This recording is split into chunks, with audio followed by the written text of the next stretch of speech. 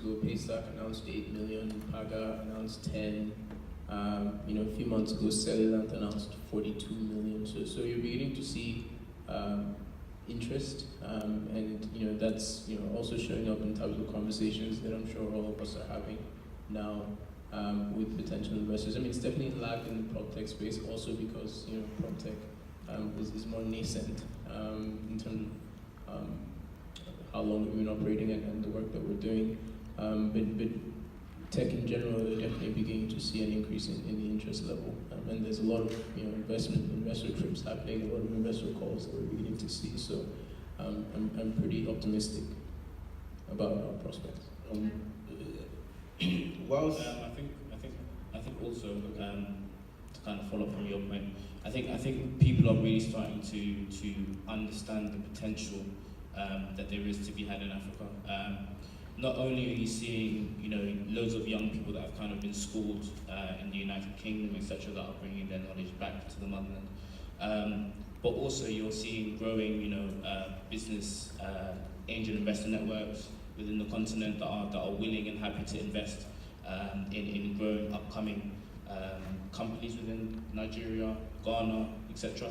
And I think definitely there's a space for additional investment. Okay.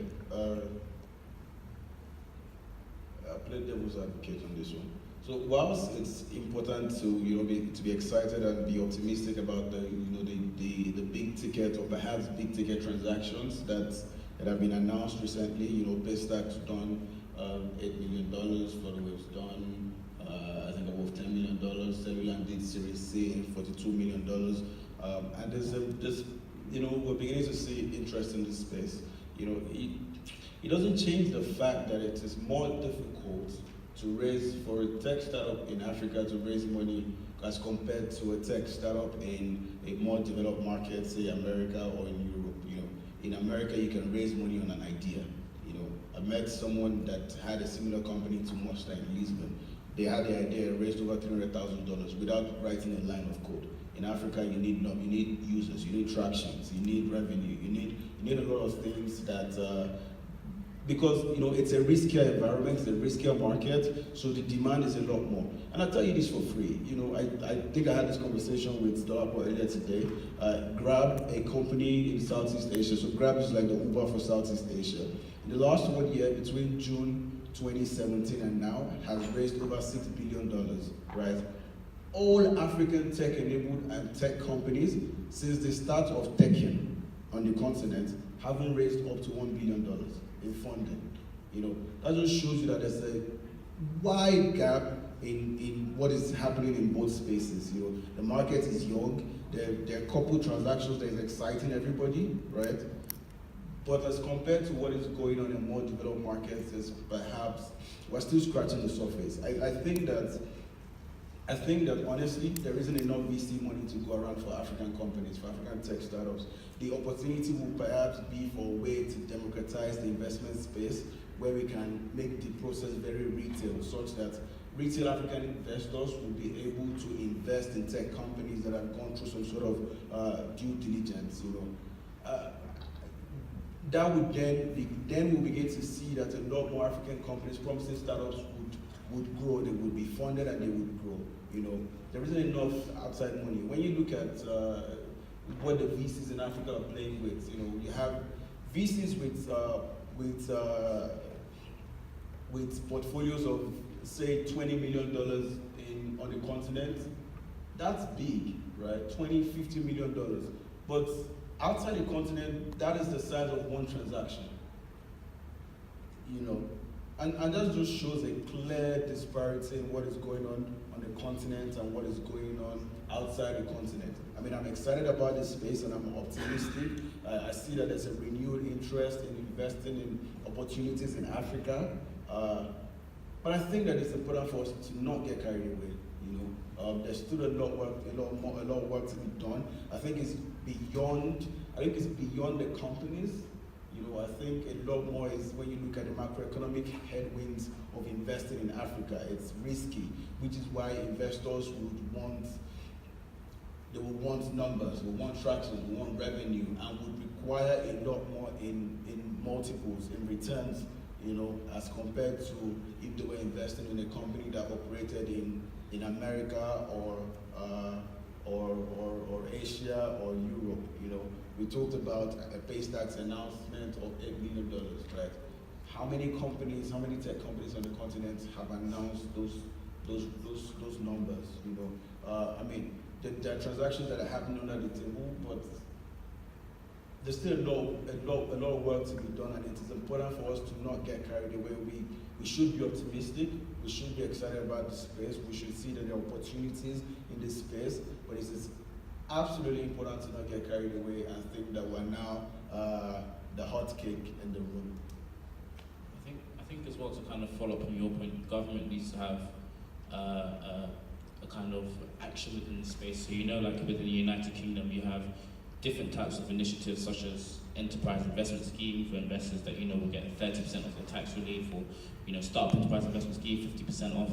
So I think government really needs to kind of assist within this space by enabling your kind of retail investors, you were saying, to actually easily invest into corporations and pump money through them. If I can just say one last thing.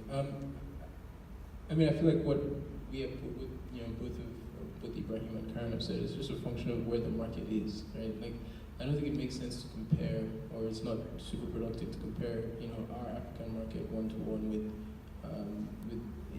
the global market or even Western markets, because we're really scratching the surface. And the three of us sitting up here know that, we are entering what is not a boom market, right? With hopes of kind of spurring on, with hopes that the work that we do makes the market one that people are interested in, and one that we do start seeing the kind of numbers that grab and the rest of them are showing, right? It's just where the market is, and it takes time and definitely takes government intervention, and hopefully we kind of get there. So my final question will be, in terms of specifics, what would you guys really be expecting the government to do to support the entire housing process very affordable for young people across the continent?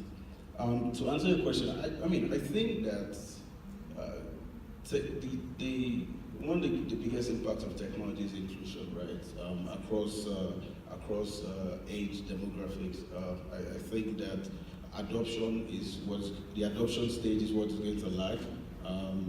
When you think of generational rates of adopting new technology. But I think that Obina and Karen are totally correct. Technology is going to democratize the entire financing space.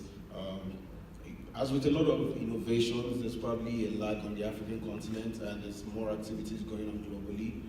When you look at, particularly in the crowdfunding for real estate financing projects, Fundrise has over $1.4 billion in assets under management, and that's all from crowdfunding. Ground Floor has done over $10 million in transactions, But we're beginning to see some of those crowdfunding opportunities on the African continent. I think one thing that might stand as a bottleneck to the total adoption of crowdfunding and the full democratizing of the financing space is perhaps regulation.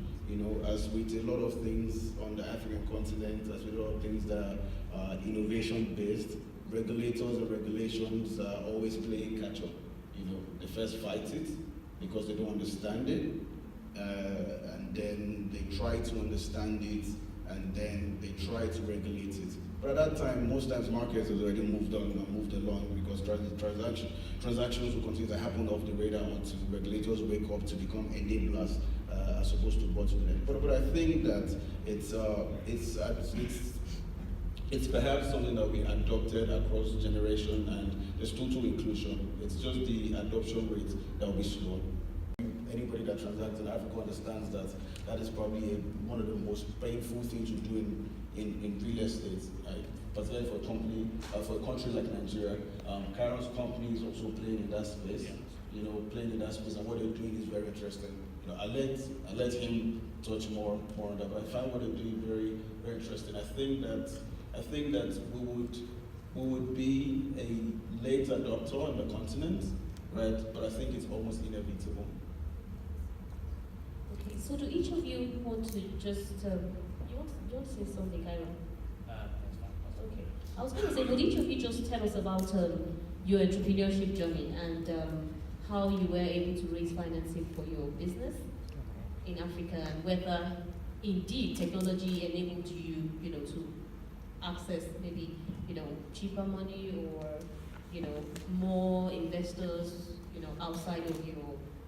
We have a platform that has cut out the middleman, and so the middleman being the bulky agent networks.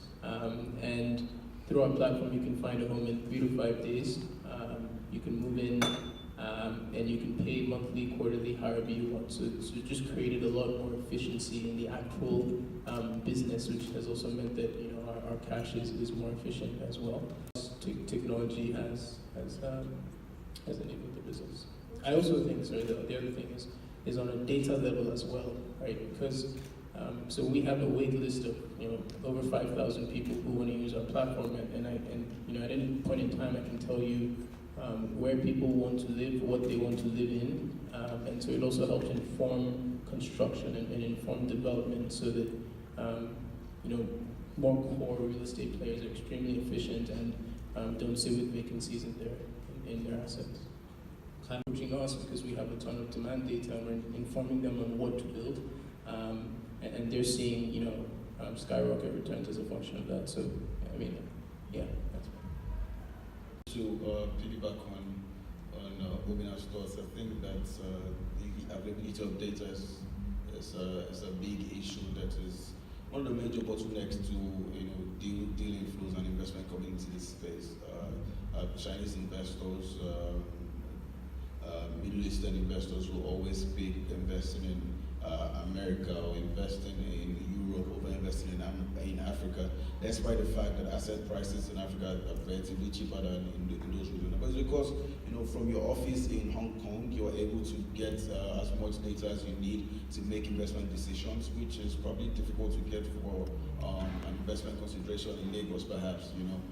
Which is why a lot of these companies are supposed to do direct investments, would then use the local partners and invest in a local fund, say invest in an R&D, to then deploy